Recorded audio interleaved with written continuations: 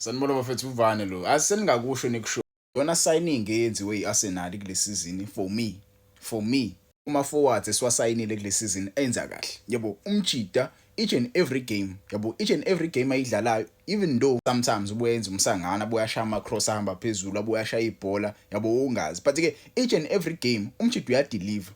Uyakukorela amagoli, uyakunikeza ama assist. Yabo wenza umsebenzi aqashelwe wona. Mina ngokwami angazi indaba abantu abaningi bengamthandi bafethu abamthathi serious lo mjida. Unoni Madueke bafethu for me sometimes kumanye ama games ungidlalela even better than uSaka. uSaka sometimes ubuya shawo ubasic. Uyashawa ubasic uSaka but ke when it comes to Unoni Madueke lo mjida bafethu for me so far he has been delivering. Yabo ngeke ngaze ngokwenu kulama forwards esawasayinile so far kuArsenal. Yabo ukhona nawe uGyökeres. Yabo usiyaqala nawe usiya pick up iform eze for me ayi ngeke eze ubantu mesodlala nabo Tottenham but ke ueze for me ayi yes ukorile namhlanje ueze usitholele ligoli lokuwinisa kodwa ke dinga phela kumanye ama games siyamdinga phela kumanye ama big games asimbonanga osikaze edlala against iBrighton akadlalanga kahle yabo bengidinga ukumbona against iBrighton but ke akanginikezanga leyo nto. I feel like mhlambe sometimes umjida usadinga yabo utsadlale more games. I feel like medlala more games ila sombona khona because